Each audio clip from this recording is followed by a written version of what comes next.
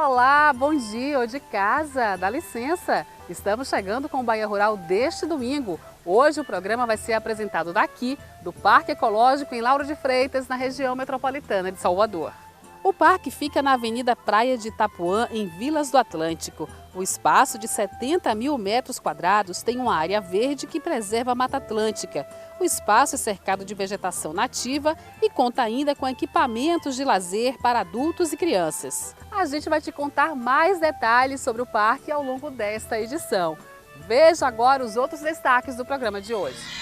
O projeto está incentivando a preservação da Mata Atlântica no sul do estado. Mais de 800 espécies de plantas já foram catalogadas e estão sendo replantadas. Vamos mostrar ainda por que o Rio São Francisco é tão importante para o município de Glória, o maior produtor de tilápia do estado. E a nossa receita vem da região sudoeste. É um bolo de maracujá com cobertura de brigadeiro. Tudo isso e muito mais você confere a partir de agora, aqui no seu Bahia Rural, o programa favorito dos baianos nas manhãs de domingo.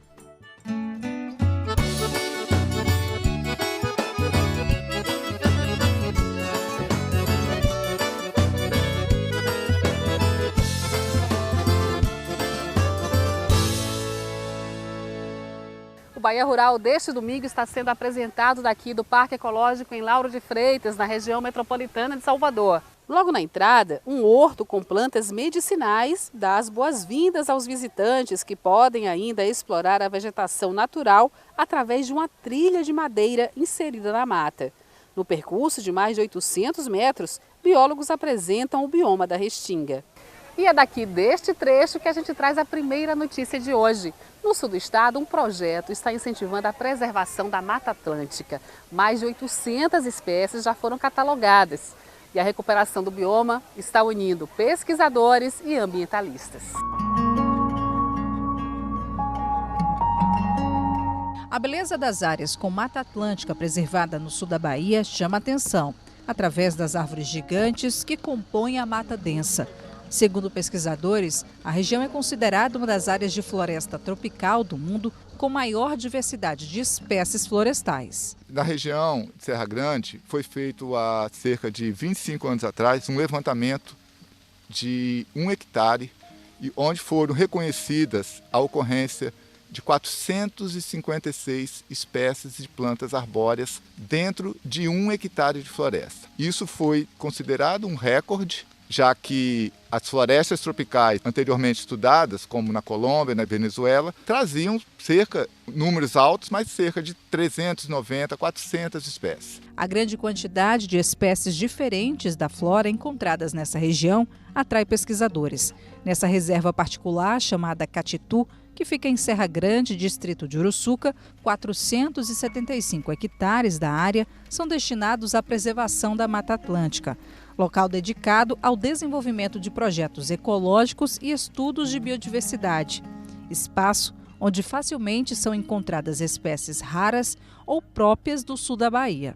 Uma das espécies que a gente acaba de detectar aqui nesse fragmento de floresta é essa pequena plantinha, que é do gênero Voiria saprófita. Ela está na lista do PAN Ileia Baiana e ela já faz parte do projeto Proespécies. Além da indicação de espécies criticamente ameaçadas, a Mata Atlântica, no estado da Bahia, ela tem centenas de espécies consideradas como endêmicas. Elas só ocorrem nessa região, como por exemplo essa bromélia, do gênero Laimania. Praticamente, se esse fragmento de floresta desaparecer, é uma espécie que também vai tender a desaparecer com o passar do tempo. A identificação das plantas ocorre tanto no solo como lá no alto.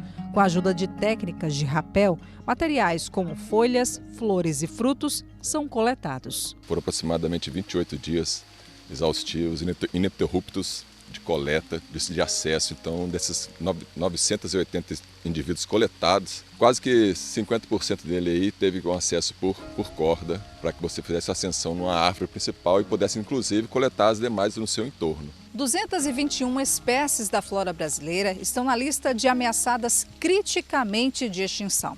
Para preservar essas espécies, o governo federal publicou uma portaria que auxilia no trabalho de conservação, como também identificação dessas espécies. O Plano de Ação Nacional para a Conservação de Árvores Ameaçadas de Extinção do sul da Bahia, chamado também de Pan-Ileia Baiana, terá duração de 5 anos.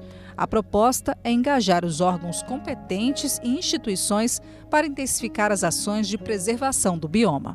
Só na primeira etapa da expedição do Pan-Ileia Baiana, no extremo sul do estado, foram coletadas cerca de 800 espécies de plantas. As amostras vão para o Instituto de Pesquisa do Jardim Botânico, no Rio de Janeiro. Material que vai auxiliar no plano de preservação.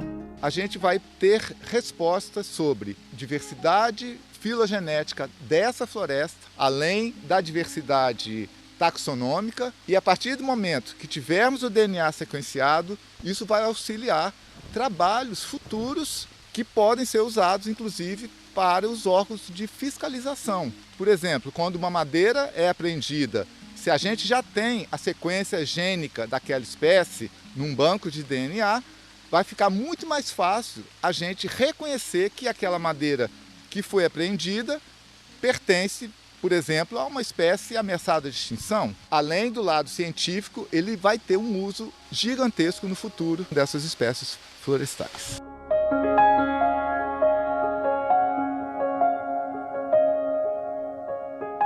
É isso aí, vamos agora à nossa dica de leitura de hoje.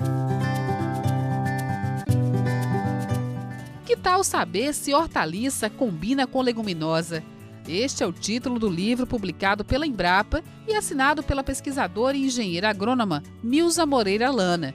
O livro traz informações sobre o valor nutricional e as possíveis combinações entre grão de bico, lentilha, ervilha seca e feijão com outros alimentos, inclusive com sugestões de receitas. E vale lembrar que a publicação está disponível de graça na plataforma digital da Empresa Brasileira de Pesquisa Agropecuária. O Bahia Rural vai fazer um rápido intervalo. Na volta tem os destaques da semana no campo. Vamos mostrar por que o município de Glória, na região norte, vem se destacando como o maior produtor de tilápia do estado. A gente volta já já, não saia daí.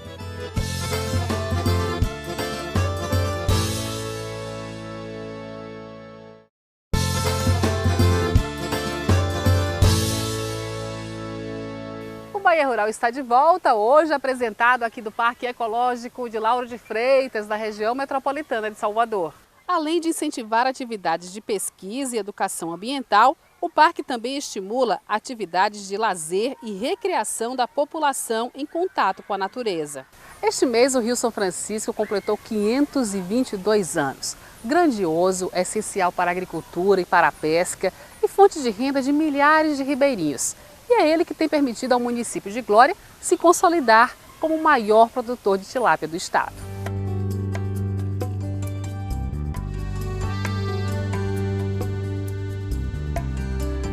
Um rio que transforma vidas.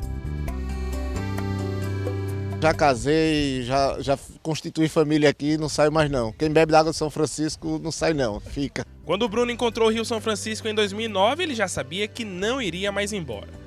Hoje em dia, o recifense produz tilápias no Lago de Itaparica, que fica na bacia do Rio São Francisco, no município de Glória. A criação conta com 120 tanques-redes, também conhecidos como gaiolas.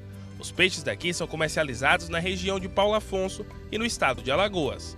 A tilápia hoje me formou como profissional e hoje é o que me sustenta.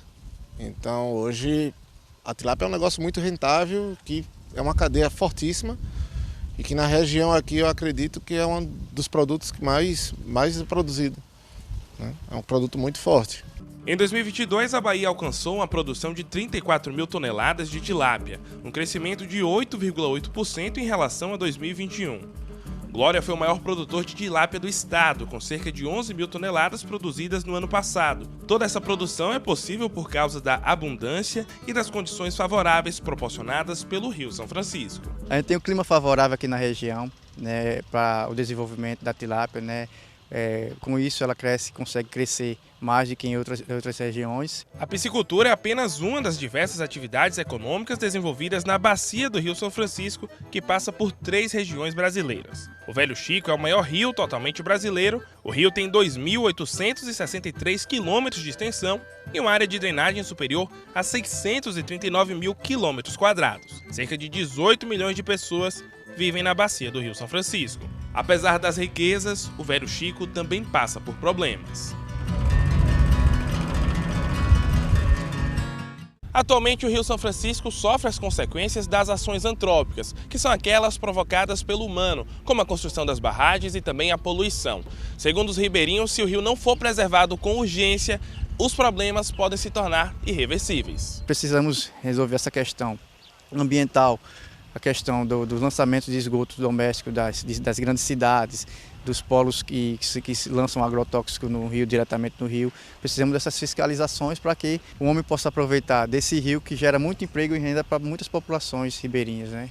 Neste outro trecho do Rio São Francisco, no distrito de Malhada, no município de Glória, as plantas aquáticas, como é o caso das baronesas e das elódias, afetam a paisagem e geram problemas na qualidade da água. O excesso dessas espécies também prejudica a navegação no rio. A profissão milenar dos pescadores também está sendo afetada pelas mudanças do Velho Chico. Hoje aposentado, por anos Erenildo sustentou a família por meio do Rio São Francisco.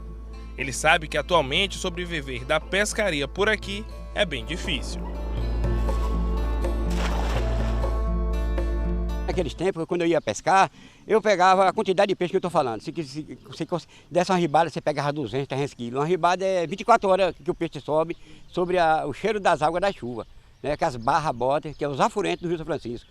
Então, Ave Maria, você pegava peixe. Hoje você pegar 10 quilos, 5 quilos, é um sofrimento, rapaz. Quem depende do Rio São Francisco para sobreviver cria conexões inseparáveis. Neuraci começou a pescar com 9 anos de idade, uma tradição que vem de família. Hoje também sou piscicultora, mas também não abandono a minha pesca artesanal, que amo de paixão. Há 17 anos, a pescadora vive em Sobradinho. Hoje em dia, além da pesca, o Rio São Francisco segue sendo fundamental para ela por meio da piscicultura. Uma vida que teria sido totalmente diferente sem o Velho Chico.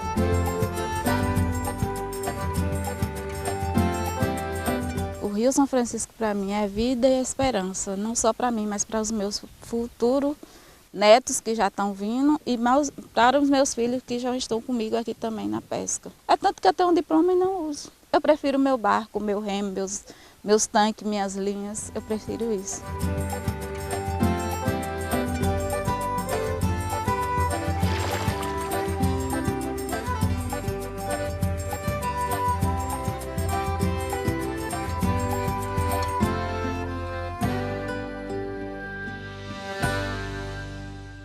E vamos conferir agora os outros destaques da semana no campo.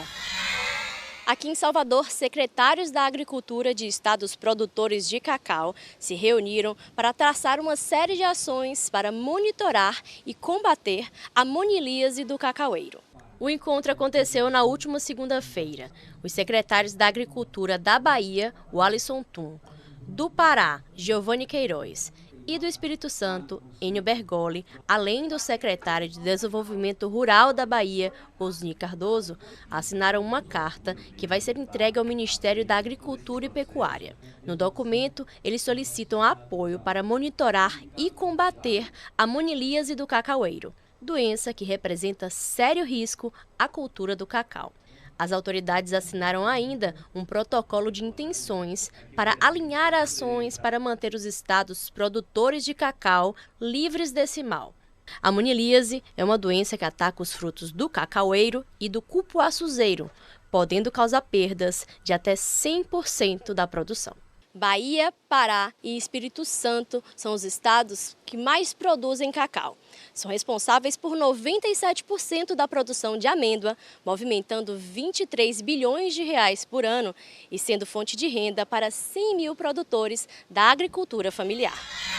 E aqui no oeste do estado, os bombeiros seguem intenso trabalho em combate aos incêndios que acontecem aqui na região. Em Formosa do Rio Preto, o incêndio é na comunidade de Malhadinha, que fica a 26 quilômetros da cidade. O fogo começou na região da Serra e se estendeu por uma área de pastos próxima à comunidade. Em Barra, as chamas atingem a comunidade de Baixão do Flávio, a 50 quilômetros da cidade. De acordo com o morador da região, o incêndio já destruiu cerca de 200 hectares de área. Na quinta-feira, dia 19, guarnições do Corpo de Bombeiros Militar da Bahia permaneceram atuando no combate aos incêndios florestais que atingem as regiões Oeste, Norte e Chapada Diamantina, no interior da Bahia.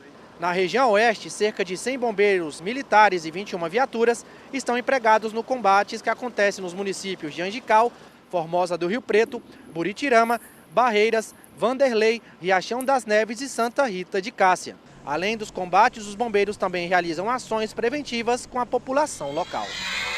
No próximo bloco, vamos ver as dicas de eventos relacionados ao campo em nossa agenda. E tem ainda uma receita de bolo de maracujá com cobertura de brigadeiro. Ficou curioso?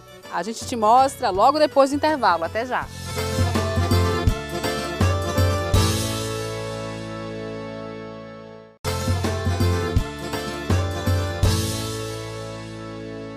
Voltamos com o Bahia Rural deste domingo. Hoje o programa está sendo apresentado daqui, do Parque Ecológico em Lauro de Freitas, na região metropolitana de Salvador. Esse espaço de lazer é aberto ao público e funciona de terça a domingo, das 9 da manhã às 5 da tarde. É uma ótima opção para quem quer contato com a natureza e diversão para a criançada. Confira agora as dicas de eventos em nossa agenda eletrônica. Hoje é o último dia da exposição agropecuária de Teixeira de Freitas. Também é o último dia do Encontro Baiano de Laticinistas, no Centro de Convenções do Hotel De Vila, em Salvador. Hoje ainda dá para conferir o Festival do Beiju, no Centro Cultural Amélio Amorim, em Feira de Santana. Na quarta-feira tem dia de campo sobre manejo de mandioca no sistema de plantio direto, na Fazenda Experimental da UFRB em Cruz das Almas, das 8 ao meio-dia. Na próxima sexta-feira começa em Capim Grosso a festa do Licuri, com uma vasta programação. No sábado será realizada a cavalgada do grupo Três Irmãos em Fátima, no nordeste do estado.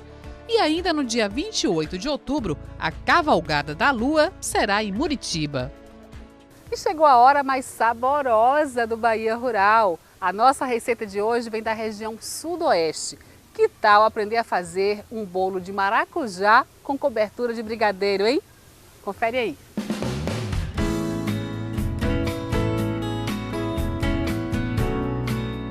O Brasil é o maior produtor e consumidor de maracujá do país e é no Nordeste que está a maior produção do fruto.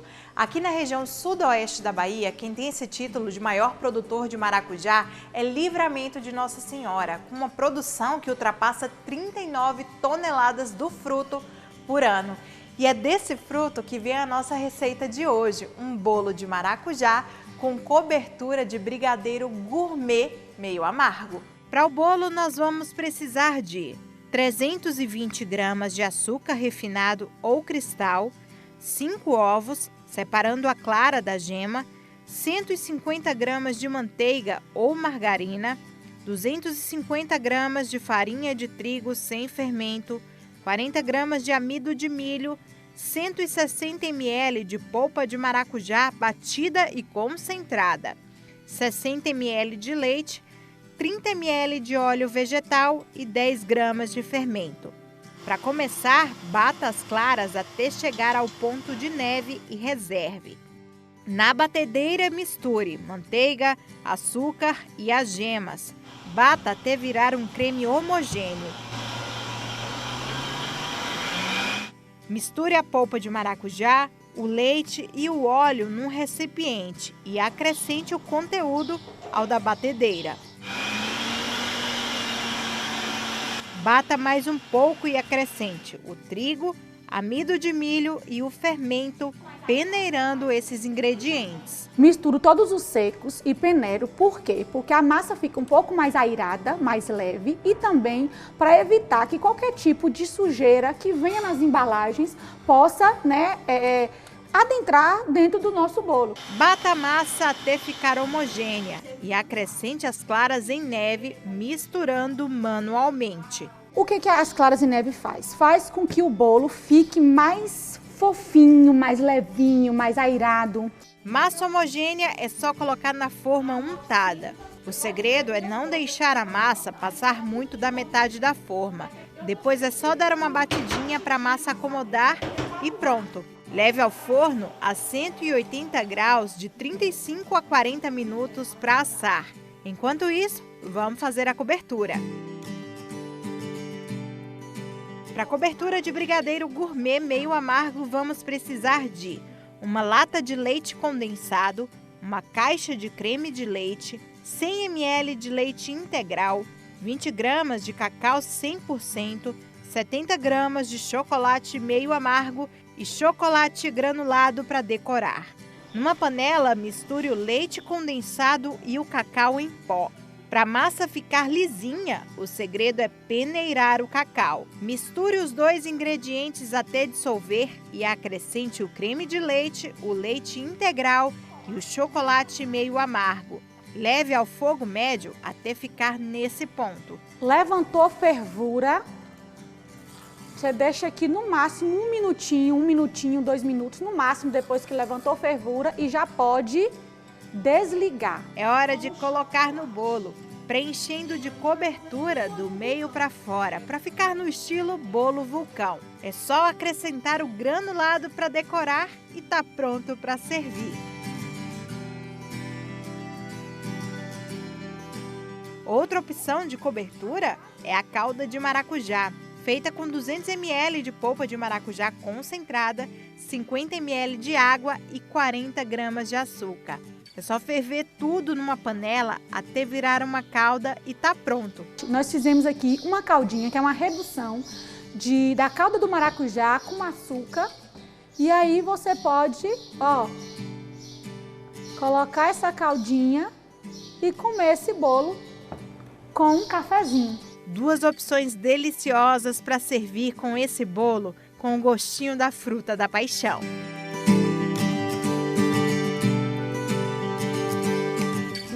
Esse bolo com cafezinho, hein? E com essa receita deliciosa, a gente encerra o programa de hoje, apresentado daqui do Parque Ecológico em Lauro de Freitas. Para rever as reportagens, você já sabe, acesse a nossa página no G1 ou na Globoplay. A gente volta a se encontrar semana que vem, se Deus quiser. Um abraço.